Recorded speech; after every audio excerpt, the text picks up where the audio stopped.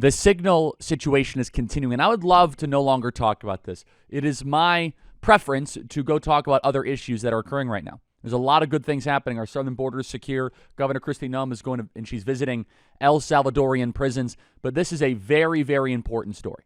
And let me tell you why. Because it is revealing a fault line of actually what divides the Republican Party. The Republican Party is not divided based on domestic policy. We're actually largely in agreement. We want low taxes. We want economic freedom, even deportations. You're not going to find a lot of fight amongst rank and file Republican senators about this. Instead, the fault line, the dividing line in the Republican Party is foreign policy. It is foreign policy. It's whether or not you want to continue the great American empire, if you want to invade more sovereign countries, if you believe the Iraq War and the Afghanistan War were a success or a mistake. The J.D. Vance America First force that President Trump has been pushing forward, the President Trump J.D. Vance force, I should say, is one of America First. Not America only, but America First. Where the other side of the Republican Party is America everywhere, all the time, regardless of the cost, the consequences, or the issues that we might intentionally or unintentionally make happen. The fallout from the Signal chat is revealing this fault line. It is revealing the fault line because on one side you have the neoconservatives, and on the other side you have the realists. You have the America First patriots, and they are trying to use this as an opportunity, the neoconservatives on Capitol Hill, the neoconservatives within our deep state of government, to remove the good guys in our administration. So you have two teams here. I'm going to break it through. No one else is making this analysis right now because I happen to be in the weeds on this. I'm telling you exactly what's occurring. Number one, there is a coordinated hit. There is a concerted attack. There is a collaborative strike against Pete Hegseth.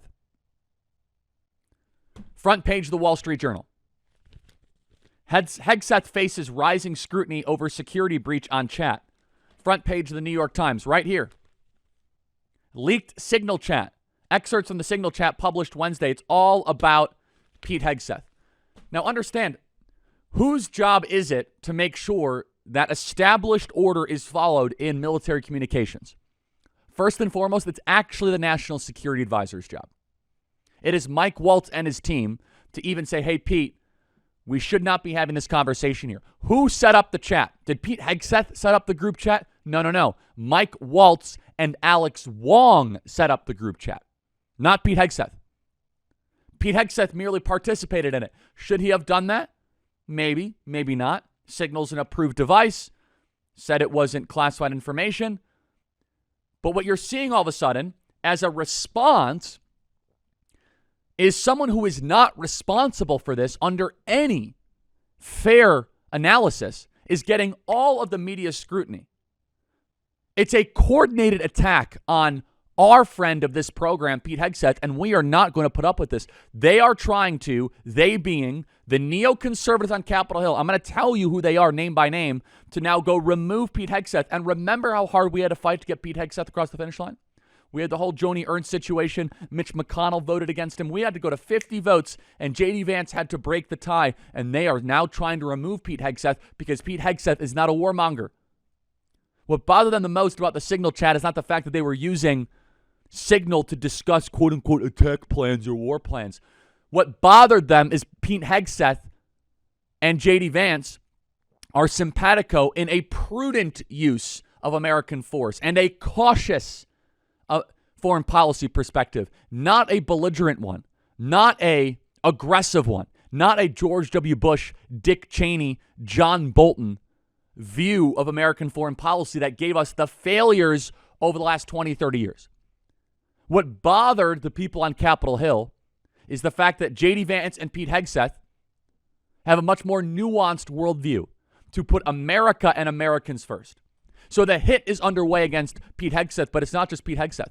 Also, there was an article this morning in the Jewish Insider citing 7 U.S. senators attacking J.D. Vance for what he was saying in the group chat this morning, and those 7 U.S. senators were all anonymous. The 7 U.S. senators refused to even go on the record. This is revealing the fault line of the actual divide in the Republican Party. And it is foreign policy. Opportunity won't wait. Don't miss your chance to own the metal powering the tech revolution. Silver isn't just shiny, it's indispensable. It fuels clean energy, drives electric vehicles, and powers cutting-edge tech innovation. Here's the catch. Global demand is skyrocketing, but supplies are dwindling. Visit noblegoldinvestments.com to invest in the metal that's shaping tomorrow's breakthroughs. As a bonus, open a qualified account and receive 2 5-ounce Silver America the Beautiful coins absolutely free. Silver powers progress, and progress powers your profit. Go to noblegoldinvestments.com. You know who else shares Cheney and George W. Bush views? It's Jeffrey Goldberg. He was a fake news hack used to stoke the Iraq War. Coincidence? Maybe. So what's really going on here is a fight for the soul of our Republican Party. It's not about signal group chats. It's not about security. It's not about any of that hocus pocus stuff. It's not about Roger Wicker, who's sending this ridiculous letter from Mississippi saying, well, we need to have a Department of Defense IG investigation. Do you notice that none of them on Capitol Hill, from Tom Cotton to Roger Wicker, are drawing any fire on the person that actually created this group chat or his lieutenant, Alex Wong?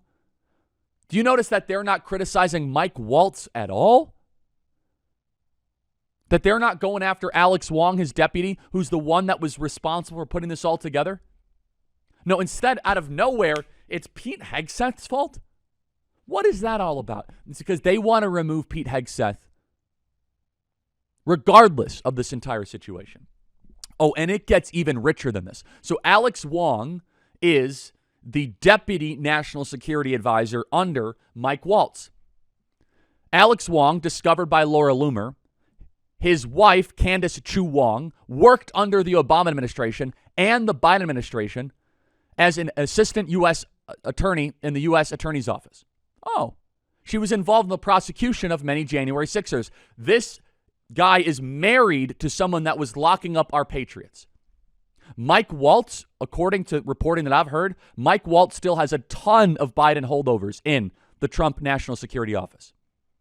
A ton. People that have donated to Kamala Harris, they're still working in the National Security Agency right now in the Trump White House. Mike Waltz has defended them. So why is it that Pete Hegseth gets all the criticism, but Mike Waltz and Alex Wong are just kind of skating by? They're not on the front page of the New York Times. They're not on the front page of the Wall Street Journal. It's a little bizarre, isn't it? It's because Waltz can be replaced easily. It's barely a win. And also, Mike Waltz is friends with all of these neoconservatives. Let me show it to you. Out of nowhere, Tom Cotton, the chief warmonger on Capitol Hill, the head of the Senate Intel Committee, tweets out this morning a defense of Alex Wong. Remember, Tom Cotton has been behind trying to stop Elbridge Colby. Tom Cotton was the one that was pushing against Tulsi Gabbard. And they're back for revenge. The military-industrial complex via the neoconservatives on the Senate Hill are back for revenge against our America First movement, and they are all after Pete Hegseth. This simultaneous strike against Pete Hegseth is not a mistake. It is a coordinated plan. It is a unified, synchronized attack. It is orchestrated. So Tom Cotton tweets out this morning, and no one asked Tom Cotton his opinion on this.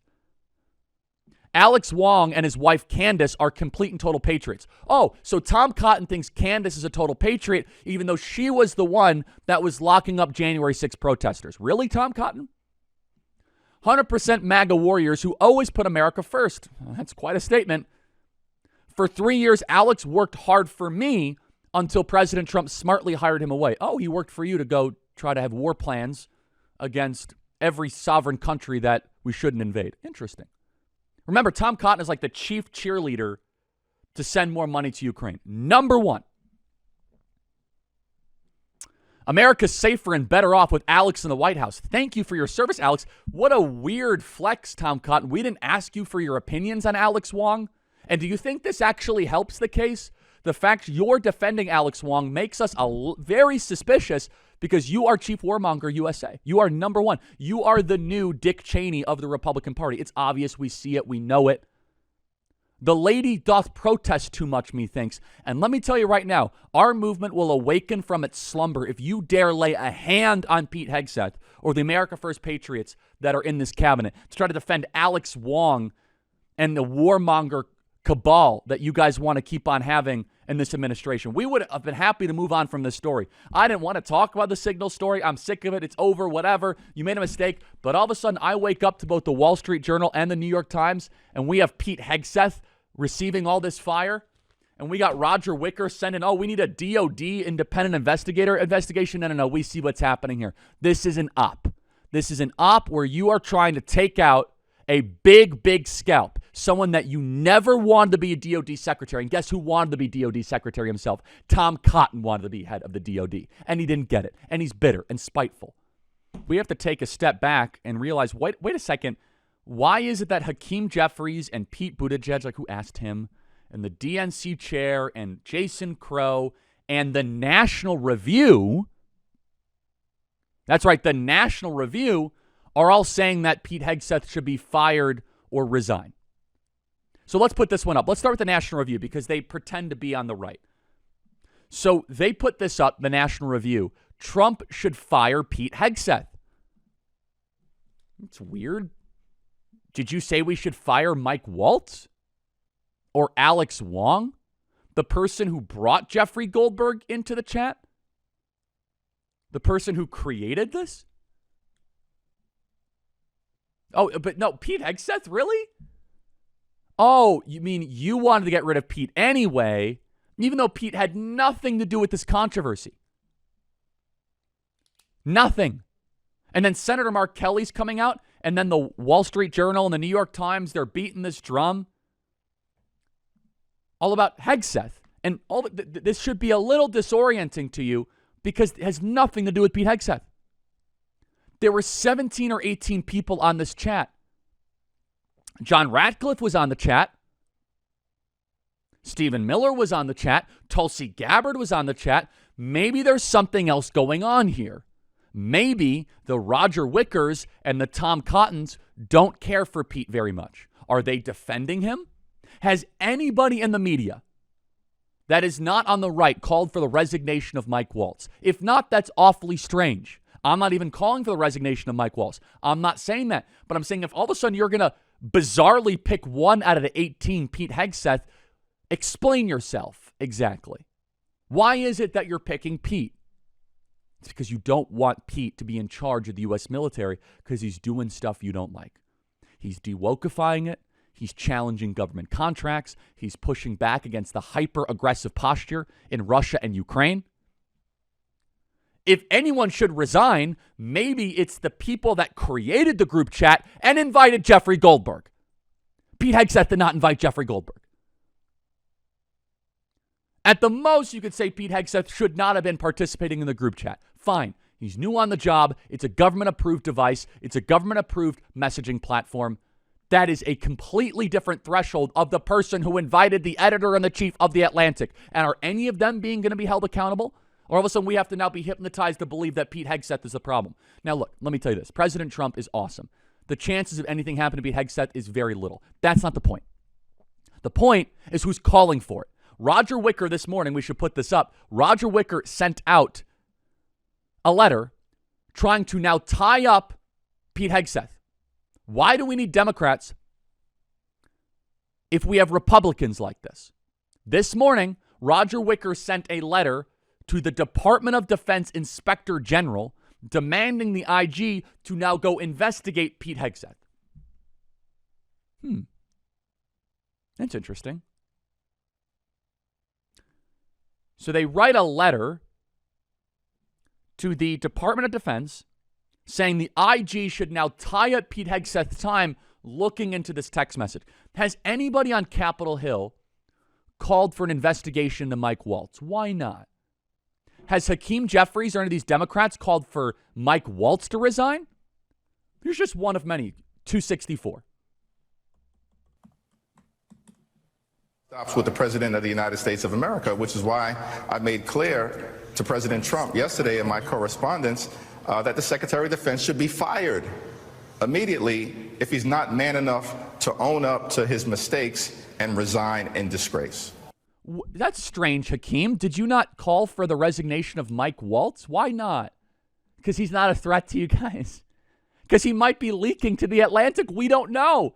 Maybe Mike Waltz is back channeling to all you guys. I don't know. But Pete Hegseth certainly isn't. Republicans got strong-armed into approving the nomination of Pete Hegseth. They would love to undo that vote however they can. But they were too cowardly to do it in public because they knew in this audience, you guys would not put up with it. These are cowards. The same people that did this Jewish Insider piece this morning, where they say, well, all 7 of us disapprove of J.D. Vance's approach in the private group chat. None of them are willing to go on the record. So now they're anonymously trying to go after J.D. Vance, but not any one of them are going after Ratcliffe or Mike Waltz. What is going on here? We know exactly what's going on here. This is a fault line of a worldview in the Republican Party. That's all this is. What you are seeing is the bubbling up of something that's been below the surface for quite a while. And we hoped that it wouldn't have to come to this. But the neoconservatives are forcing the hand of the actual base of the Republican Party. And it's a red line. It is a hard, bright red line that you're not going to get after Pete. And by the way, if we're going after anybody, then we deserve answers from Alex Wong and Michael Waltz. How did Jeffrey Goldberg end up in this group chat? You want an investigation? I don't think you're going to like that investigation.